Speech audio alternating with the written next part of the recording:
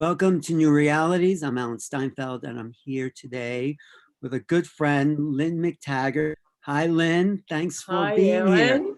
Oh, Uh, it's great to be with you and your audience.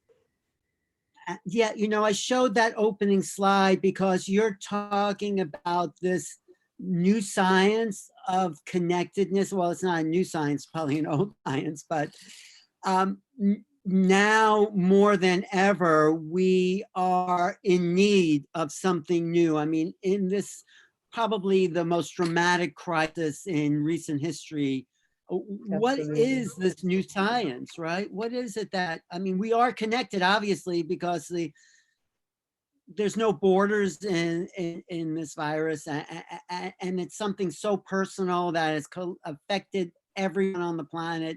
So talk about the new science a little bit. Sure. I mean, there's several levels of the new science. One is, and I've written 4 books on the subject. One is the idea on the quantum level that we are all connected. On our nethermost level of being, we are constantly trading information back and forth through our subatomic particles. And that subatomic particles are essentially a little energy exchange that carries on. And we are part of what is a giant quantum field called the 0-point field.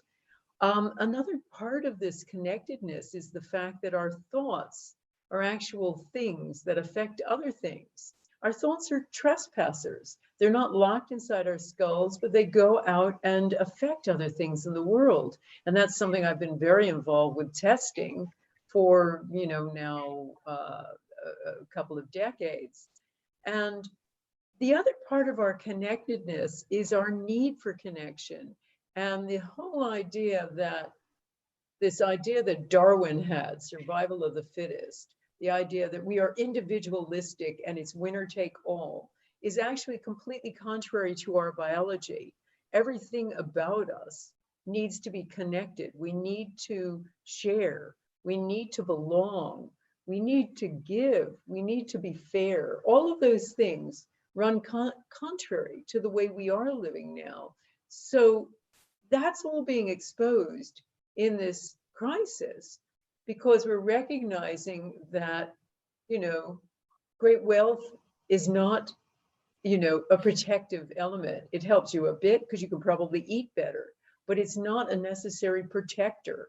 That this virus doesn't really know any, it doesn't know socioeconomic data. It's not really, targeting the losers.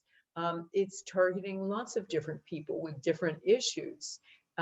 So I think we're starting to recognize that we have to pull together to get out of this pandemic, and that it's exposing some of the basic limitations of our society and how we live, and saying, we're really at a crossroads. We've talked about this a lot, people in the evolutionary community, about how we're evolving. And that never has rung true to me because this was spoken about a lot around 2008 with the financial crisis. Like we were going to automatically evolve into higher beings. But all I saw was, and of course, back in 2008, people were saying, it's the end of capitalism as we know it. It's the end of life as we know it. And it wasn't. The banks were bailed out and everybody went back to sleep, and we carried on in the same way we very individualistic, I win, you lose tendencies. And now we're at truly what Irvin Laszlo has called a bifurcation.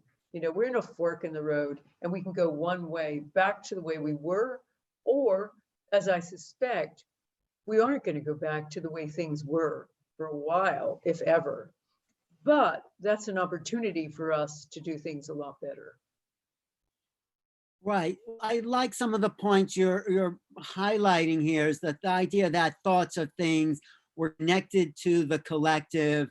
And as your intention experiments show, there's power in collective thinking. So if we take those ideas, oh, you hear the ambulance in the background there? It's New York City.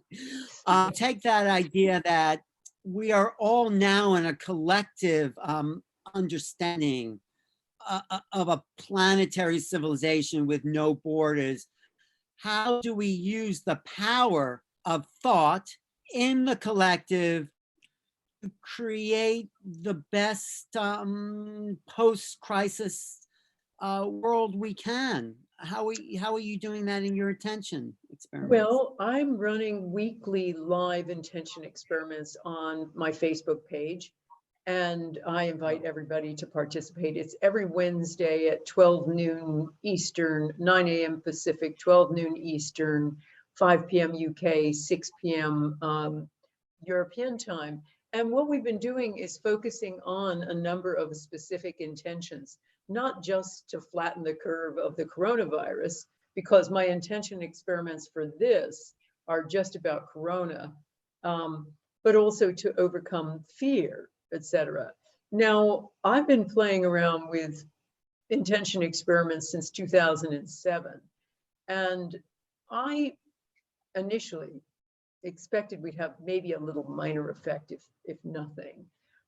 And I was kind of skeptical, but I wanted to test it because I had heard from all of this scientific evidence and from talking to these scientists that thoughts are things that affect other things. So I am a journalist and a skeptical journalist at heart.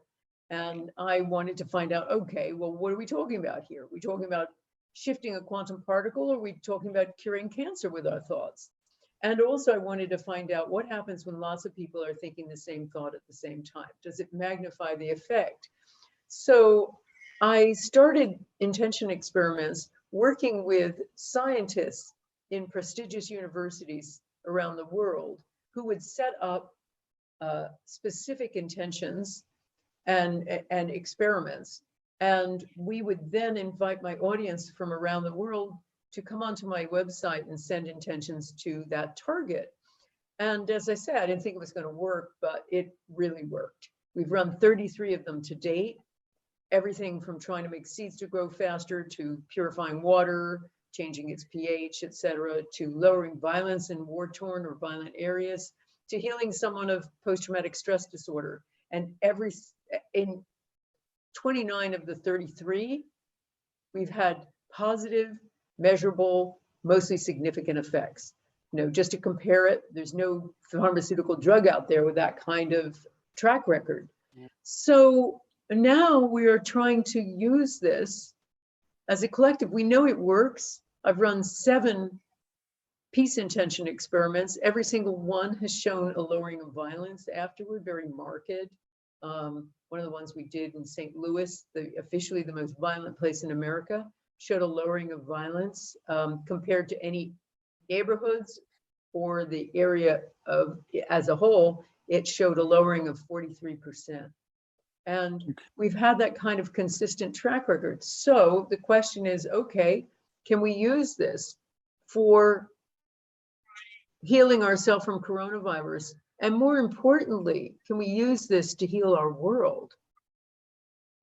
Well, let me just ask you, because I mean, not the opposite, but if the power of the collective affects the reality we're living in, 7 billion people right now, the world's population is focused on, well, illness, the virus, and it's amplified by the media sending fear into the public and all these people dying and this and this. And so is this making the virus worse than it is? I mean, what's your thought? Ellen, it's such a good question. It could be, you know, I hate to say it, but I've studied the science of intention. That was my book, The Intention Experiment. And intention doesn't have a morality. It works well with positive intention. It works just as well with negative intention. That's been shown in the laboratory when they've tried to stunt the growth of plants. They've been able to do that. They've been able to then increase the growth of plants, just depending on what the intention is. So of course, all this negative intention could be having an effect. There's also a hysteria element. You know, I think that with certain diseases and contagions, there's also a hysteria of fear that can affect the immune system, etc. So that could be having a negative effect, that kind of terrible fear that it's lurking around any corner and that it could strike randomly. And the media, as you say, stoking it by just publishing figures and not putting them in context with anything else is stoking fear. Now, I'm not saying that this isn't a nasty virus that has nasty effects. Yeah. I'm not saying that at all, but I am saying that this could be making things worse. Well, I think it's our job and those, let's say, in the evolutionary community to look at how this can be used as a positive thing. I'm not saying overlook the tragedy and all that, but this is a powerful awakening tool. Like you said, in 2008, people didn't get the crisis. They went back to sleep. I think there's no going back to sleep now. This has affected everyone. And I think there is no going back to normal. There's no going back to the way things were. So with an optimistic approach for a more compassionate planet, a better future, a more collective awareness of our connection to each other, ourselves and the planet, the results of this crisis could be a very positive thing overall. I mean, yes, tragedy, but I'm saying if we take the positive aspects and live into the new science of connectedness, how do you see a positive result for this in a couple of months or a year? What do you see as possible from your perspective? Well, I'm seeing it already. It's really interesting. I think underneath all of the fear about, the R numbers and the fear that we don't have enough protective equipment and all of that, under all of that, we're seeing a massive value change going on. That is really fascinating. Now, I live in the UK, so I have one perspective that is largely here, but I'm seeing it also in the States. Number one, it's achieving what the 2008 banking crisis did not, which is many of the people, the CEOs with vast and bloated salaries are embarrassed by it now. And they are giving a lot of their salaries away to their workers. They are having their salaries or donating it to charity or doing something like that. It's not cool anymore to have that kind of great intake of money when so many other people are suffering so much. So that's number one. Number two, I was really fascinated to see what's going on with celebrities. Same thing, celebrities were kind of holding enormous sway. What they said went. They were powerful and respected because they were wealthy and powerful.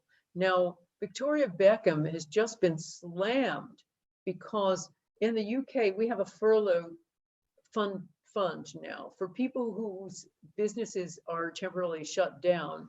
The government is paying up to 80, now maybe even 100% of the workers' salaries. Now, Victoria Beckham applied for the furlough scheme for her business, for her, batch of employees. And she was roundly criticized because, she and her husband are, two of the wealthiest people on the planet. And, their wealth is in the 3-figure millions. And they said, wait a minute, this is a fund for companies that are really struggling to even survive. That's ridiculous.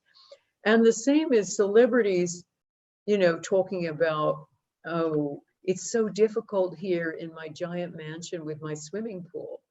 People are finding that disgusting, or even, a very ill-guided attempt by a number of celebrities to sing Imagine, the John Lennon song where they're singing Imagine no possessions and they're sitting in these giant mansions when lots of people are sitting in tiny and locked down in tiny apartments with no backyards. So that kind of, people are getting called out for that kind of hypocrisy. But what's also coming to the fore are real heroes, the nurses and doctors on the front line. Also in my country, here in the UK, we have a total hero in this little old guy called Captain Tom. Tom Moore, who is a, ex-army captain who fought in World War II. He was 99. He had broken his hip and he was walking with a walker, but he thought, well, the NHS, the National Health Service, needs some money, so maybe I'll try to raise money by walking the length of my backyard 100 times. So everybody watches him struggling along, pushing himself along with this little old walker, this 99-year-old, hoping to raise 100 pounds. He raised 30 million pounds. Wow. And he also participated. People were so inspired by this that a singer called Michael Ball approached him to sing "You'll Never Walk Alone," which was also, and they used the NHS, the National Health Service caring choir behind them. You can't watch it and not, shed a tear. It's so moving. So the guy just turned 100. They had, RAF planes from the World War II flying over his house. The Queen sent him a message. He's probably going to get a knighthood, and he's had 120,000 cards from the general public. He's like a real hero. This little old guy said, what can I do here? How can I contribute? And he does. So, on his 100th birthday, he's now the superhero. It was yesterday. So I'm just saying, back to this whole idea, this value change is really interesting, of rewarding the good. And rewarding the just. And I think that's going to start permeating into our economic system. There's a way we can create a completely different economic model that isn't a giveaway society, that isn't communism or extreme socialism, but is all about fairness and rewarding the good, rewarding what helps the planet. Right. No, I'm just thinking as you're talking, maybe as we come out of the crisis, what people will value is not how much money someone makes and their bank account, but how much they give back. Like, here the heroes are the people in the grocery store, the nurses on the line. This is what could be the new value, which will make a compassionate society. This is this evolution. Talk about evolutionary leaders. These are this is evolution. This is a massive change in values. We've been shocked to see that the people working in the supermarkets to deliver the food, that the nurses working tirelessly, and sometimes without the right protective equipment, they're doing it for us too. We're starting to see these are the people, and the fat cats who are just sitting there kind of feeling sorry for themselves or whatever are not. So yes, it isn't to say that there aren't plenty of people who are wealthy, who are very good and trying to help, etc. But I think it is going to create a different value system. We could even create, my husband always talks about a new type of stock market where companies aren't rewarded for the amount of money they make. Companies are rewarded for the amount of contribution they make to all stakeholders, all of the people that are affected by their products, their things, their services. Now that creates a completely different idea of wealth. Right. I think also the society I see are the ones that are valued for their art, are valued for how much they can create. That's the stock market I see. Everyone has incarnated into these bodies to do something creative, to contribute in their own unique way. So that's why great artists are rewarded, because they have a unique vision. But what if the planet, if all of us started to tap into our essential mission as giving back, as unique beings with a unique set of communication that's you know, part of the cell and the whole body of humanity. I think that's what I call the blossoming, the flowering of humanity as we come into that world where everyone, even in school, is said, okay, what do you love to do? How can you give back? This is the world I hope we will get to become part of. Absolutely. I mean, I think that we will start seeing a real Mm, change because, during crises, the best of humanity comes out right. oftentimes. You saw it with Hurricane Sandy in New York, where suddenly, stores just opened their doors to help people and gave them stuff for free and created things where they could power up their phones and all that kind of stuff. And suddenly everybody was in it together. And the essential part of humanity that wants to give, that wants to belong together, came forward. And you see that whenever there's a crisis. One of my favorite stories is um, in the early 2000s, there was a plane crash outside of Toronto, and the governor started to call uh, the families of the people in the plane because they assumed everybody died, and he had to revise that some hours later because he discovered that virtually everybody was saved. And the reason they were saved was that um, the plane had crashed near a highway, and so many people driving past stopped their car, got out, saw the burning plane, and ran inside and got the passengers. Nobody died. And many of those drivers offered to take the people, give them a lift to the airport. Now, this was after 9/11. Any one of those people could have been a terrorist. Nevertheless, people just jumped into a burning plane to help without thinking. And that happens over and over and over again whenever there is a crisis. The whole idea of the bystander effect is fallacious. People want to help and they do help. Right. You know, goes back to what Marshall Rosenberg, who talked about nonviolent communication, said people have a need to love, but they also have a need to give love. This is Mhm. a basic human need. So even when you stop and ask someone for directions on the street, most people are more than happy to say, yes, it's this way, and that, because you're meeting their need to give back. It's hardwired Absolutely. to We are us. hardwired to give. We're hardwired to give. And that's been flattened by our fallacious scientific story.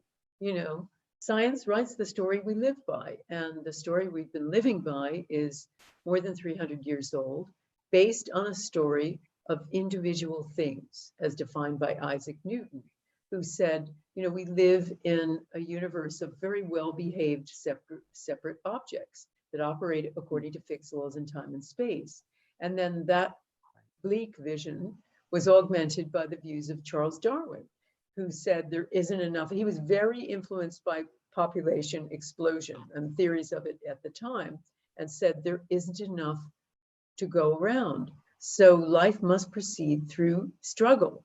And so he modified that at the end of his life and realized that no, the real key element here and driver of the world was cooperation. But he, at the time when his survival of the fittest ideas came to the fore, he was very much a believer in, you've got to race to the finish line because there isn't enough to go around. And we now know, of course, there is plenty to go around. And that isn't the human impulse. The human impulse is an automatic need to give. If you've experienced any love in your life, ever, you have an automatic need to give, even oftentimes at personal risk. Right. And I think now people giving is actually maybe having people experience love that they may never have experienced in their life. I Mhm. also want to show another screen share of another statement that you make in your Living the New Science. So the new science is to live with a sense of optimism. We're not sad and isolated beings living desperate lives on a lonely planet, lonely universe. what we do and say is critical in creating our world. You are and always were part of the greater whole. So, I mean, I don't want to get into like being on a lonely planet, but this universe is full of consciousness. It seems like it has to be, doesn't it? Well, yeah, I mean, that's a whole other conversation, I but know it is. I know it yes, is. but yes, we live in a conscious universe because, you know, we swim in the field, you know, and the field is full of consciousness. We know that consciousness is outside of us, that our brains aren't the seat of consciousness, but more an antenna receiver, sending and receiving, but that consciousness is right out here, out in the field. So the field itself, would you say, is consciousness? It is the envelope of consciousness, the actual field that the universe exists in is one of It's likely to consciousness? be consciousness itself. Hmm. So taking all this, I mean, let's just think about, I mean, we'll wrap up soon because but I just want to see what we can do. Like, when is your next intention is coming up, and how can people tune into that and Sure. be part of your? Okay, well, they can come onto my Facebook page, Lynne McTaggart. It's facebook.com/Lynne McTaggart 2011 is my fan page, my official page. And they can come on at 9 a.m. Pacific, 12 noon Eastern, 5 p.m. UK, 6 p.m. Europe, and just come on and do an intention with us. So we do that for the world. And everybody is invited to join and just feel the incredible sense of oneness. I mean, one of the things we've done is a lot of study of what goes on with when lots of people are thinking the same thought at the same time, intending together. And we found that people have essentially a mystical experience. They have the kind of, and their brains, what happens is very quickly, and we've done this with brainwave studies, their brains turn down the parts of the brain involved with separation. So the parietal lobes that sit here in the back of the heads, they're dialed down, and so are the parts of the brain involved with worry, doubt, negativity.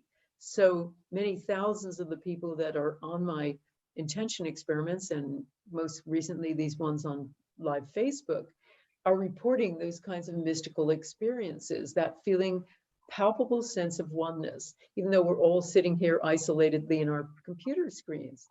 And so are people forming Power of Eight groups. Now, that's another thing we're encouraging because everybody's still in lockdown. So one of the most powerful ways to get over that is to do little intentions together in groups of about 8. So if you don't have 7 other friends or thereabouts, and you can just come onto our Facebook group, Connecting and Healing Through the Power of 8, and just say, hey, I'm here in New York City or wherever, and I'd love to connect with people in my time zone. And we're, hundreds and hundreds of groups are being established just on this little Facebook group. And the other thing I wanted to talk about, Alan, was a lot of the misinformation that's going on about COVID-19. The other side of me, as I say, the bottom line with me is I'm a hard-nosed investigative reporter. Despite all of my forays into science and spirituality, it's always informed by a sense of research and proof. And one of the things we were looking at, in the absence of any actual cure for COVID-19, is how to keep yourself safe. And is there anything that's effective against it? And so we decided, my husband Brian Hubbard and I decided to do a series of 4 webinars where we would interview a number of really forward-thinking doctors to tell us how to stay safe. And so we did. The series is called Supercharge Yourself Against Coronavirus. And it's completely free. There's no upsell, there's no nothing, it's free. We just wanted everybody to have it. And we talk Could you give us some of about, the highlights? Yeah. No, yeah, I'm just well, saying, we had four of them. And the first one, we featured Dr. Damian Downing, who is one of the foremost integrative doctors in the UK, and Dr. Sarah Myhill, known around the world for her work on chronic fatigue and a number of other ailments using a orthomolecular approach. And also Dr. Rob Verkerk, who is the head of Alliance for Natural Health International, and probably the person who I think has his finger on the pulse most in public health, in nutrition. He's got a PhD in sustainable health and nutrition, and just generally in what's going on with public health. And so the three of them were talking about how to protect yourself. And what came out was evidence that a batch of these kind of integrative doctors who have been investigating this came up with a recipe formula of supplements that will really help prevent you from having negative effects with COVID-19. And it will, help lots of people. We can't say everybody if you have some underlying conditions or whatever, but it will really help the vast majority. And so we talked about that. We also talked about Damian Downing, one of the doctors, Dr. Downing, had been part of a group of orthomolecular doctors, that is, people who are involved in high-dose supplementation, studying the effect of high-dose intravenous vitamin C on COVID-19 patients, particularly those in critical care. And one study had already been carried out of about 50 patients in ICUs, and every single one survived. So we wanted the public to have that kind of very hard-nosed information, as well as information that Dr. Myhill has found lots of evidence that iodine is a really great way to protect yourself from infections coming from the outside. So just putting it in coconut oil, there's a recipe we offer there, and rubbing it on your hands when you come up or you come in contact with someone, or even on your face a bit, is a very powerful preventative. any other supplements that you feel free, because I know part of your work is what doctors don't tell you, and the incredible research that you've done there to bypass the established medical establishment. So anything else you can Well, yeah, I recommend? mean, there's, as I say, people can get hold of, we have downloads with this series of 4 webinars. You can find it at getwell.solutions. And that's our other, the other arm of our work in health, which is all about exhibitions and webinars. In getwell.solutions, we have these webinars and downloads, and one of the downloads is a recipe for those protective supplements, and they are, besides vitamin C, magnesium, selenium, vitamin D, magnesium, and zinc. And so you can get the exact recipe for it there, and also exactly how to take vitamin C and this iodine to use it at the first sign of COVID-19, first sign of any kind of infection with it. Wow. Thank you, Lynn. It's, in a way, we can say this is exciting time. And for people like maybe you and me, our lives haven't really changed that much. We're doing the work we've always done, but there's, for me, more depth and meaning and intensity to it, because it hopefully has a greater impact for people to wake up and, well, just be healthy and feel connected. I mean, absolutely. I think we won't go. I think you're absolutely right. I think there isn't any going back. We're not going to return, I don't think, to the lives we had before. In some way, even if the economy by some miracle recovers, we've all been touched by this so deeply that things will change, and we probably needed to be slapped awake. And so we have been, and that can be a slapping for the good. I think that we maybe needed it. because when you think about it, the fallout from just climate change, the fallout from all of the fires and floods we've been experiencing, all of the difficulties with, corrupt regimes and the so many people from the southern hemispheres trying to migrate, the just huge numbers of migration going on, coming up north, all of that, and the deaths from all of that really eclipse our COVID-19 stuff. And so this is forcing us to take a really hard look at the way we live our lives and to try to figure out how to do it all better. But in terms of your own personal life, I mean, if you want to share, do you feel it's revved you up to another level, or is it the same as it's always been because you're always working on that level?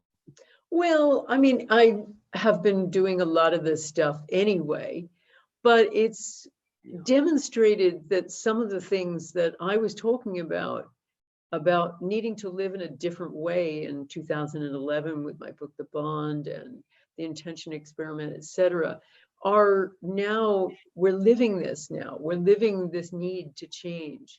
So I'm feeling like perhaps the work I'm doing has even more relevance now and more immediacy. We need to do this now. It's not just something to be, it's not just a talking point. It's a real important need. It's an action plan now. Yeah, no, it absolutely is more relevant. And just one more question. Do you have a vision of where your work is going based on this crisis and based on, because everything you've done from the field, which was a breakthrough book, I know it wasn't your first, but it was breakthrough in connecting the science to the field of consciousness, and then the intention experiment, and then the power of aid. It all has built on each other. And I'm just curious where your work going. Well, I think there's a lot of things I have to do now in terms of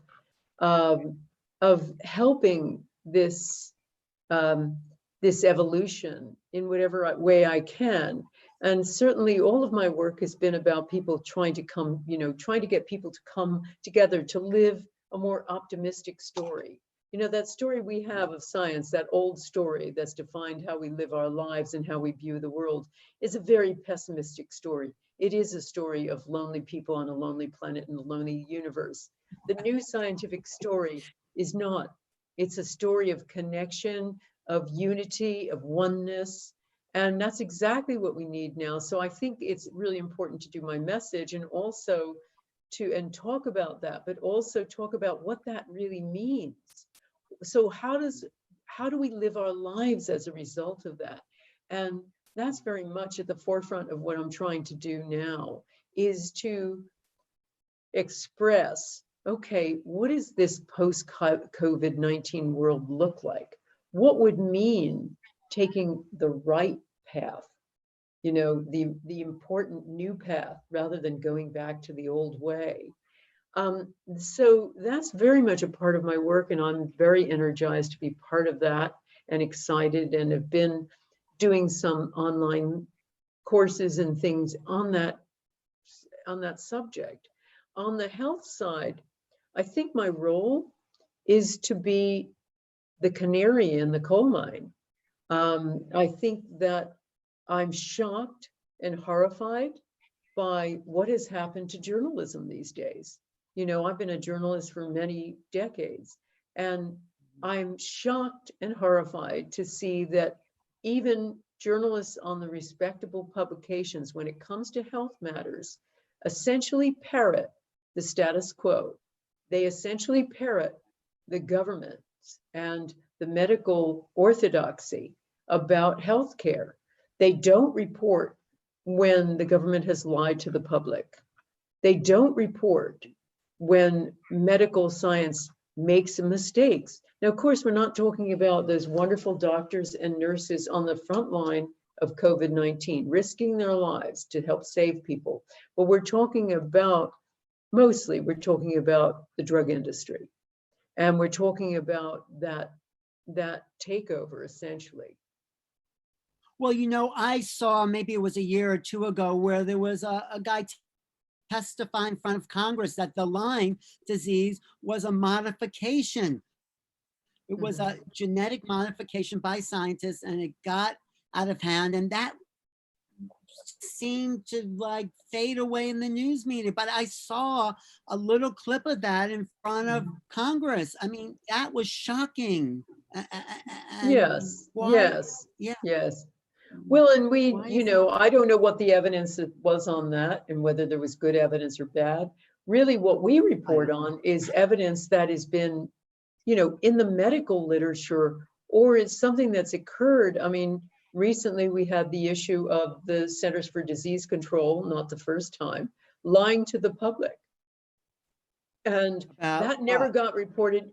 Well, it was about, they were challenged by freedom of information by a vaccine organization to, they said, well, you've been saying that XYZ vaccines don't cause autism. They were talking about everything but MMR. They asked about everything else because they said, the CDC had said, no, none of these cause autism. They said, okay, where's your evidence that it doesn't? And they had no evidence. And they had been saying all along, this doesn't cause autism. So they couldn't produce anything. This never got reported by any major news outlet. Now, that is essentially the government lying to the public, a government agency lying to the public. That should be big news, and it would have been big news 20 years ago. So it's not just vaccines. It is the shutting down of any debate about anything that isn't the orthodoxy. That's what's frightening to me right now. I think I'm frightened about the shutting down of debate, and by who is determining what is fit for us to hear or not. Well, You why is that happening? And I think also, actually, Trump has helped a lot of reporters now challenge the main story, because he's just has such ridiculous ideas sometimes that people are challenging it, but maybe not enough. Why is this happening, you think, Well, I mean, to you see report? Facebook is determining, I suppose because they felt stung because they had, a lot of issues about the last election. They are now labeling certain things fake news. So for instance, when we did a post about these doctors studying vitamin C, including information from one of the two doctors in America who is licensed to research intravenous vitamin C for infectious disease, the Facebook called it fake news. Now, who are they? Who are the people? Who's going to determine what you can hear and what you can't hear?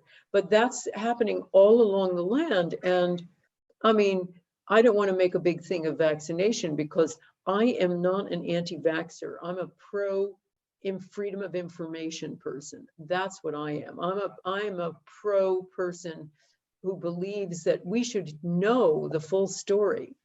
Anybody who even talks about, well, should we investigate whether this actually works or is safe, particularly with the new COVID-19 vaccine? That's going to be a really important question, but what it's labeled as is anti-vax. So you are put in the same category as people who, who say that, you should put a crystal over your head or whatever, and that will prevent your diseases. So all these are attempts to shut down any reasonable questioning. And that is the press's job. That is my job. That is every journalist's job. And I am terrified that that is shutting down, maybe not with other things, but definitely with health. Was there anything we could do about getting reporters, investigators more active to start thinking for themselves and not accepting, Well, I the think you have to mainstream? start complaining. I think people have to start really complaining. I think they have to vote with their feet and say, I'm not reading you anymore, and keep writing letters to the editor and saying, all these newspapers are hurting hugely. That's why people, aren't trusting them anymore. And so vote with your feet, vote with your wallet, and start shouting Something so, loudly. but there's such a divide among the conspirators and the anti this, and it's like people don't know where to turn because fake news is calling other news fake, and it's just such a mess that I think it's like comes to trusting the individual, like you and your work about what doctors don't tell you. Sure. I I think that's mean, to really look at the source, look at the source. I mean, for instance, with our magazine, I have a team of production people led by our chief copy editor, is a PhD from Imperial College London, which is one of the finest universities for science in the world, is if not the finest. And her job, one of the things she does, is to check every medical scientific fact and reference. And remember, all of our stuff is scientifically referenced. It's all written for the public. It's all written in light language and for consumers.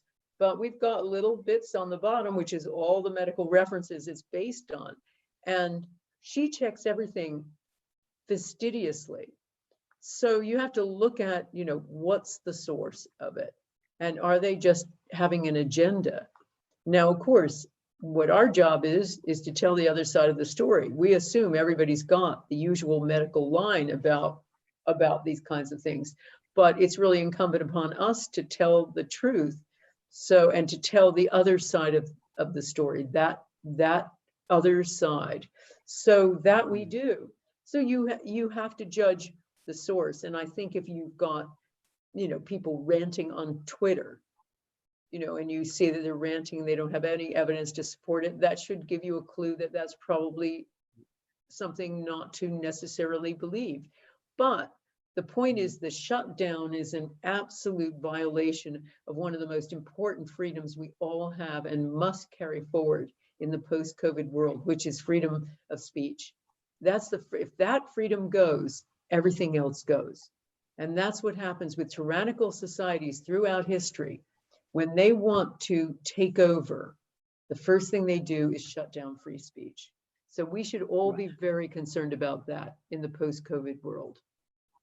I do think, though, the crisis is bringing more power to the people, if we want to say that, away from leaders that seem dysfunctional and not knowing what to do. And, it's interesting, in this country, more power has now gone to states as opposed to federal. And so, and that's maybe yes, and closer people to the are people. objecting and people are speaking up. And that's a really important thing for us to continue doing, as you recognize that, we've all agreed to unprecedented handing over of our freedoms.